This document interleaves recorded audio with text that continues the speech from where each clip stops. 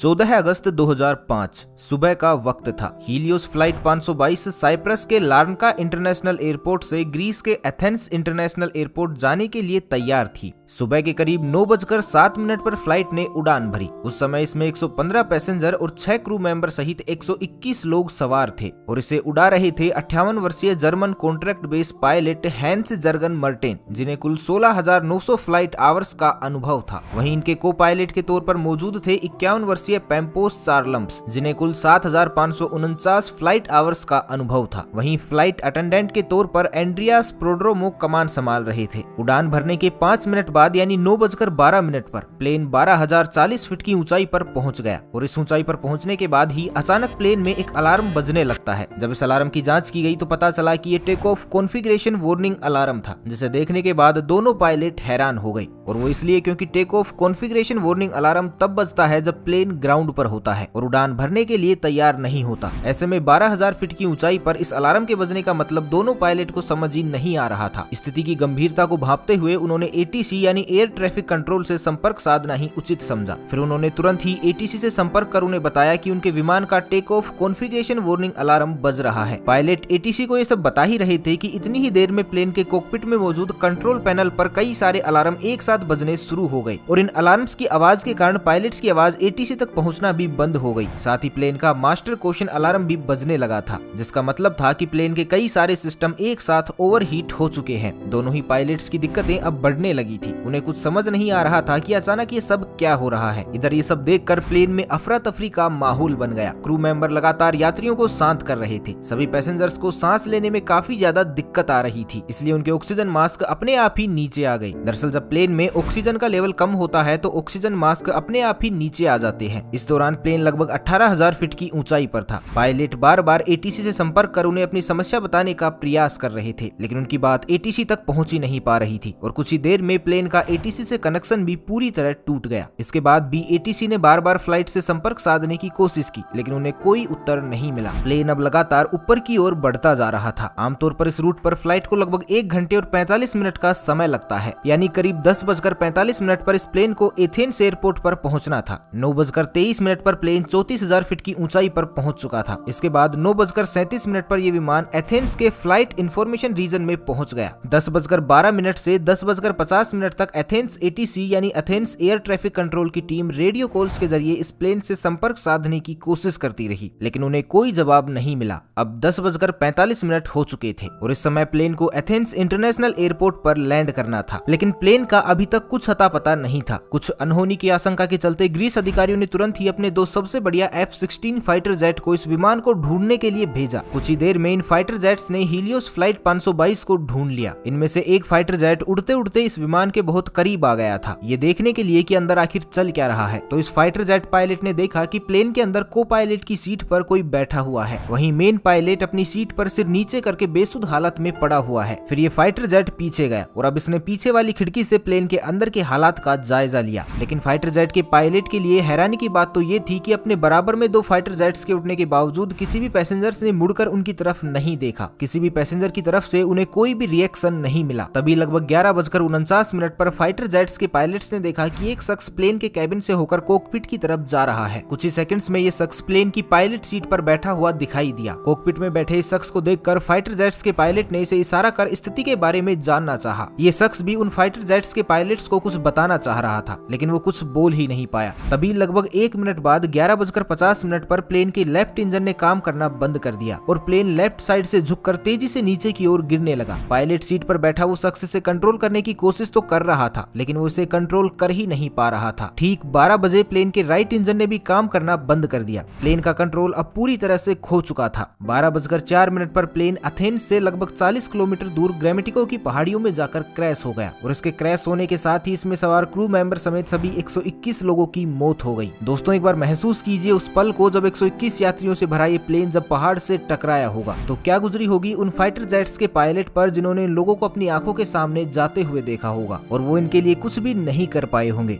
इसके बाद ग्रीस में फ्लाइट 522 के क्रैश होने की खबर सभी जगह आग की तरह फैल गई। तुरंत रेस्क्यू ऑपरेशन चलाया गया। सभी 121 लोगों की डेड बॉडी को एक एक करके ढूंढकर बाहर निकाला जाने लगा। लेकिन जब हादसे में मिली कुछ लोगों की डेड बॉडी की ऑटोप्सी की गई तो एक चौंका देने वाली बात सामने निकल कर आई। दरअसल जहाज में में मौजूद ज्यादातर सभी लोग और पायलट्स प्लेन के क्रैश होने से पहले ही मर चुके थे। तो अब यहाँ सबसे बड़ा सवाल ये था कि जब पायलट प्लेन के क्रैश होने से पहले ही मर चुके थे तो लगभग 2 घंटे तक प्लेन का कंट्रोल किसके पास था। तो दोस्तों, हमने वीडियो की शुरुआत में एक व्यक्ति का जिक्र किया था, फ्लाइट अटेंडेंट एंड्रियास प्रोड्रोमो। जी हाँ, वो एंड्रियास प्रोड्रोमो ही थे जिन्होंने अभी तक इस जहाज को संभाले रखा था, क्योंकि अंत में उनकी ही आवाज एटीसी को सुनाई दी थी। एंड्रियास ने करीब 5 बार मेडे मेडे कहकर मदद की गुहार लगाई थी।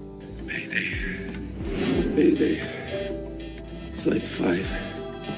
एंड्रियास के पास यूके कमर्शियल पायलट का लाइसेंस तो था, लेकिन उन्हें इतना एक्सपीरियंस नहीं था कि वो बोइंग 737 जैसे प्लेन को कंट्रोल कर सके। लेकिन बावजूद इसके वो इस विमान को घनी आबादी के क्षेत्र से दूर ले जाने में कामयाब रहे। जब एक्सपर्ट्स ने इस घटना के पीछे की वजह जानने के लिए जांच शुरू की तो उसमें सामने आया कि जब प्लेन लेफ्ट साइड में झुक गया था तो इसका कारण ये था कि प्लेन के लेफ्ट इंजन में फ्यूल खत्म हो गया था। लेकिन अभी भी इस हादसे की जड़ तक पहुंचा जाना बाकी था। तभी अचानक एक इन्वेस्टिगेटिव ऑफिसर की नजर कंट्रोल पैनल के एक बटन पर पड़ी और ये बटन था प्लेन के प्रेशर को सेट करने का। इस बटन को देखते ही उस ऑफिसर को पूरी कहानी समझ में आ गई। आपकी जानकारी के लिए बता दें कि प्रेशराइज बटन पूरे जहाज में एयर का प्रेशर कंट्रोल करता है। जनरली जहाज के बाहर लगे इंजन बाहर की हवा को थोड़ा थोड़ा करके अंदर भी भेजते रहते हैं ताकि विमान के अंदर बैठे लोगों को ऑक्सीजन मिल सके। आमतौर पर इस प्रेशराइज बटन को ऑटोमेटिक मोड पर ही रखा जाता है और अगर कभी इसे मैनुअल मोड पर किया भी जाए तो कैप्टन व को पायलट को इसका ध्यान रखना पड़ता है। अब हादसे की जड़ तक पहुंचने के लिए हम आपको घटना से एक दिन पहले ले चलते हैं, जब बोइंग 737 का ये जहाज अपनी रूटीन सर्विस पर गया हुआ था। वहां इसको अच्छे से चेक करके इसकी सर्विस की गई और वहीं इसकी जांच करने वाले लोगों ने इसे मैनुअल मोड पर करके इसे पायलट को सौंप दिया था। विमान की उड़ान भरने से पहले पायलट और को पायलट दोनों का इस ओर ध्यान ही नहीं गया कि उनके प्लेन का मैनुअल मोड चालू ही रह गया है और इसके कारण जहाज में धीरे धीरे ऑक्सीजन की मात्रा घटने लगी थी, जिसके कारण विमान में बैठे सभी यात्रियों को बेचैनी होने लगी। और जब कॉकपिट में बैठे पायलट्स को ये अलार्म सुनाई दिए तो उन्होंने इसके पीछे का कारण जानना शुरू किया। लेकिन एक बार के लिए भी उनका ध्यान इस ओर गया ही नहीं कि प्लेन का प्रेशराइज बटन ऑन ही रह गया है। इस वजह से कॉकपिट में भी ऑक्सीजन का लेवल घट गया था, जिसके कारण दोनों पायलट बेहोशी की हालत में जाने लगे थे। विमान के अंदर ऑक्सीजन मास्क तो सभी यात्रियों को मिल चुका था, लेकिन कॉकपिट में ऑक्सीजन मास्क अपने आप नीचे नहीं गिरते, जिस कारण से दोनों पायलट बेहोश हो गए। साथ ही प्लेन में मौजूद यात्री और क्रू मेंबर भी अब एक एक करके बेहोश होने लगे थे, क्योंकि इनकी पैसेंजर सीट के ऊपर लगा ऑक्सीजन मास्क केवल 12 मिनट तक की ही ऑक्सीजन दे सकता था और ऑक्सीजन न मिल पाने के कारण सभी लोग धीरे धीरे दम तोड़ रहे थे। प्लेन अब ऑटो पायलट मोड पर ही एथेंस की तरफ बढ़ता जा रहा था। एक समय ऐसा आया जब प्लेन में मौजूद सभी सदस्यों ने दम तोड़ दिया, केवल एक जने को छोड़कर, और ये थे फ्लाइट अटेंडेंट एंड्रियास प्रोड्रोमो। अब आप भी यही सोच रहे होंगे कि आखिर एंड्रियास इतने लंबे समय तक कैसे जीवित रहे। तो आपको बता दें कि एंड्रियास एक स्कूबा डाइवर थे और क्योंकि स्कूबा डाइवर अपनी सांसों को लंबे समय तक रोक पाने में सक्षम होते हैं, इसलिए वो अब तक जिंदा रहे। लेकिन ऑक्सीजन प्रॉपर न मिलने के कारण अब उनकी भी हालत खराब हो चुकी थी। लेकिन जैसे तैसे करके वो कॉकपिट तक पहुंचे और प्लेन को कंट्रोल करने की कोशिश करने लगे। लेकिन एथेंस तक पहुंचते पहुंचते ये प्लेन यात्रियों की जगह उनकी लाशों से भर चुका था। एंड्रियास अंत तक प्लेन को कंट्रोल करने की कोशिशों में लगे रहे, लेकिन दुर्भाग्यवश वो इसमें सफल नहीं हो सके और अंततः प्लेन पहाड़ियों में जा टकराया और इसमें सवार सभी 121 लोगों की दुखद मौत हो गई। इस घटना के लगभग 15 महीनों बाद ग्रीस के अधिकारियों ने इस घटना की रिपोर्ट पेश की, जिसमें बताया गया कि इस पूरी घटना के लिए सिर्फ और सिर्फ एक बटन जिम्मेदार था, प्लेन का प्रेशराइज बटन, क्योंकि ये बटन उस वक्त मैनुअल मोड पर था। लेकिन भले ही अधिकारियों को ये नहीं लगता हो, पर हमारी नजर में असल दोषी उस सर्विस सेंटर के एम्प्लॉय थे जहां प्लेन रूटीन सर्विस के लिए गया था, क्योंकि उन्होंने इस प्रेशराइज बटन को ऑटो से मैनुअल मोड पर कर दिया था। लेकिन इस बात की खबर किसी को भी नहीं दी थी। ऐसे में या तो उन्हें इसे वापस ऑटो मोड में डालना चाहिए था या पायलट को इस बात से अवगत करवाना चाहिए था, लेकिन उन्होंने ऐसा कुछ नहीं किया। शायद अगर वो इतनी बड़ी लापरवाही नहीं करते तो उस दिन 121 लोगों को अपनी जान नहीं गंवानी पड़ती। तो आपकी इस बारे में क्या राय है, हमें कमेंट करके जरूर बताइए। तो बस आज के लिए इतना ही, मिलते हैं एक नई वीडियो में। तब तक के लिए खुश रहें, मस्त रहें, हंसते रहें। भगवान करे आप सभी का दिन शुभ हो।